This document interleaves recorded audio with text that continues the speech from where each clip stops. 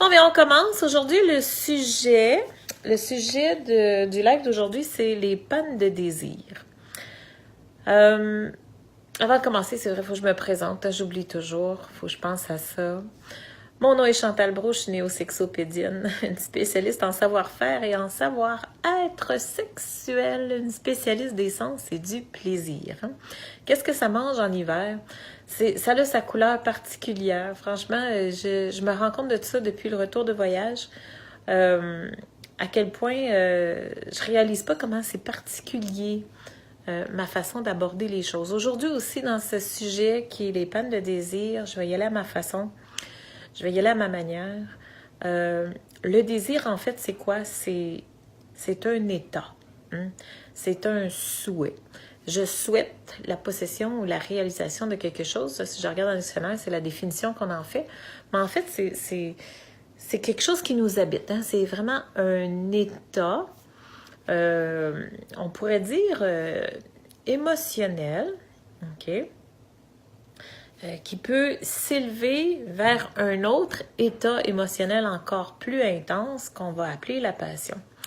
On a tendance à penser que c'est des choses qui arrivent un peu de façon accidentelle. Comme, tu sais, quand c'est les premiers temps qu'on se fréquente, que c'est tout feu, tout flamme, c'est tout neuf, on a des papillons partout.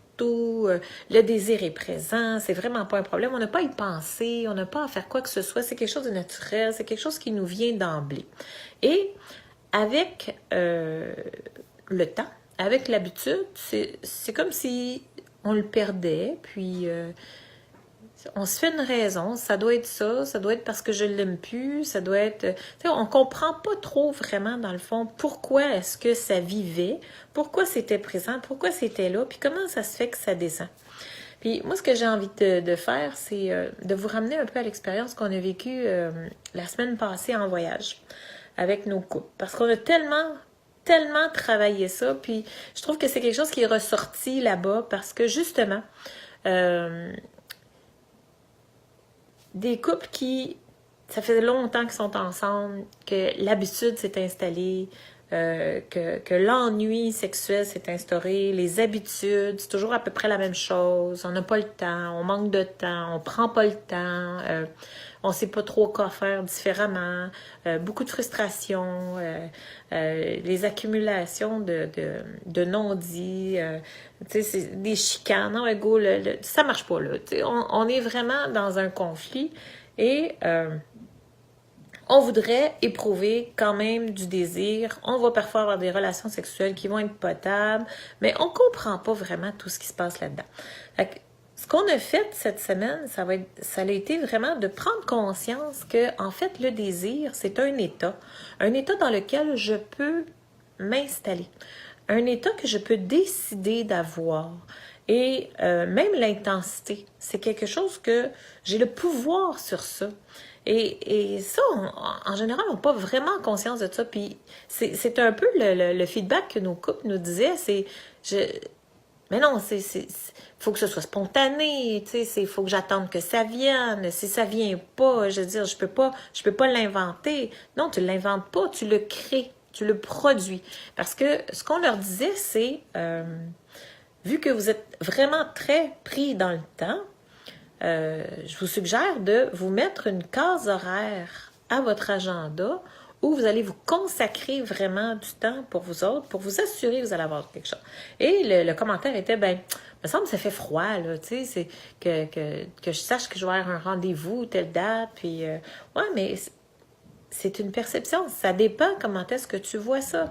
Tu sais, c'est pas dire, oui, ça va me tenter tel jour, mercredi à 8h, c'est pas ça que ça veut dire. Ce que ça veut dire, c'est que je m'assure que cette case horaire-là, je ne ferai rien d'autre.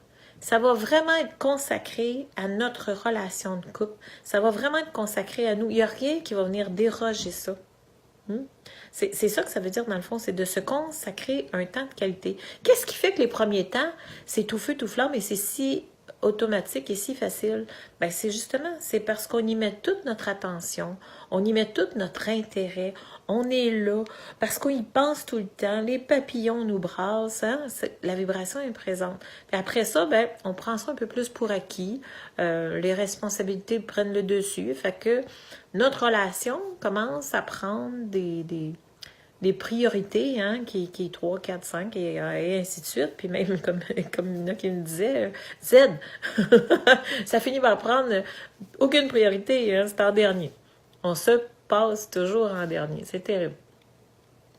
Et de le revenir, fait on a créé ça la semaine passée, on a vu que même si on instaurait des règles, que même si on démontrait une façon de faire et qu'on avait mis un cadre alentour de ça, qu'on pouvait tout à fait aller justement goûter au plaisir, parce que dans le fond, le plaisir, là, il est dans l'instant présent et dans l'appréciation des sens. Le plaisir nous vient des sens. Fait que comment on crée le plaisir? Il faut prendre conscience de ce qui nous plaît. Il faut prendre conscience de ce qui nous déplaît. Si j'aime certaines choses, si j'aime des textures, si j'aime voir, si j'aime des odeurs, si j'aime, tu sais, ce que j'aime, c'est important. Est-ce que je suis entourée de ce que j'aime? Ou si je suis entourée de ce que j'aime pas? Est-ce que, je ne sais pas, votre partenaire a une hygiène négligeable et que vous passez par-dessus, vous n'aimez pas ça, mais vous ne le dites pas, puis c'est quelque chose qui vous éteint, ça. C'est pas quelque chose d'agréable, c'est pas quelque chose d'intéressant. C'est important de cibler c'est quoi j'aime, c'est quoi que j'aime pas, qu'est-ce qui me déplaît, qu'est-ce qui m'éteint, qu'est-ce qui m'allume. Puis face aux 5 sens, autant au niveau du toucher, de l'ouïe, de la vue, et on a 4 au niveau de la tête, le restant c'est au niveau des nerfs, au niveau du toucher. Mais le plaisir, il est là. Et ça aussi, c'est ça qu'on a pris conscience pendant la semaine, qui était, vu que le plaisir vient des sens, on prend nos sens pour acquis. On est déconnecté. On n'a plus conscience de la qualité et de la richesse que l'on possède.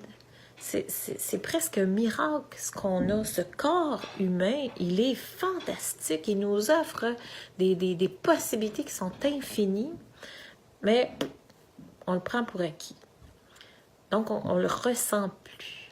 On fait des choses de façon mécanique. On fait des choses de façon non intéressée. Et aussi, on se dissocie de ça. Dans le sens que la sexualité, c'est pas juste des mouvements et de la stimulation génitale mécanique. La sexualité, c'est l'ensemble de mon être, c'est mon bien-être, c'est mes pensées, c'est ma perception des choses, c'est le fait que je vive l'instant présent, que je me laisse toucher émotionnellement, que je me sente impliquée, que je vibre de cette intensité quand je viens stimuler de façon physique. Parce que dans le fond, c'est de l'énergie qu'on crée. On joue dans l'énergie. C'est pas juste au niveau génital. Ça, c'est très, très, très, très restreindre la sexualité. Puis c'est pour ça qu'on n'est pas satisfait, c'est pour ça qu'on n'est pas content. Et c'est pour ça qu'on éprouve des pannes de désir. Parce que c'est insatisfaisant.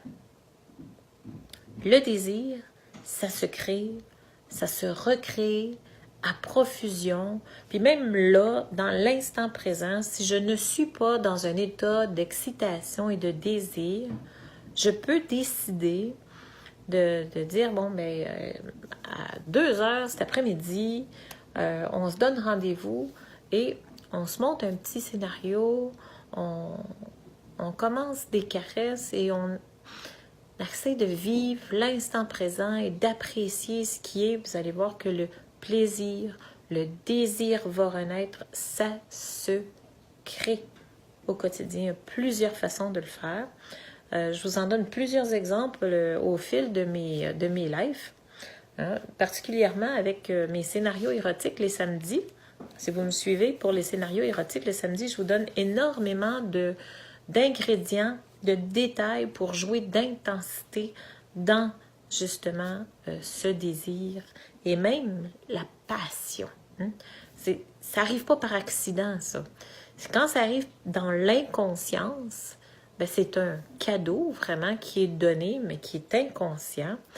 Mais la sexualité, on peut la choisir. Et on la choisit dans le conscient. Ça veut dire que c'est moi qui choisis qu'est-ce que je veux vivre comme intensité. C'est moi qui choisis qu'est-ce que je veux vivre comme expérience. Claudine, c'est tellement vrai. Le corps et les sensations sont tellement la porte vers une foule d'autres choses. Oui, définitivement, là. De découverte autant physique que spirituelle, c'est définitivement beaucoup plus qu'une question génitale. Mais on dirait que notre société d'aujourd'hui, on pense ça. On est là, on est dans une performance, puis c'est 100% insatisfaisant. En tout cas, c'est ce qu'on a vécu la semaine passée. C'est le constat de nos couples. Je vous le jure, là, il y a eu tellement de branle-bas de combat. Ça a bouleversé complètement les perceptions qu'on se fait du plaisir en général.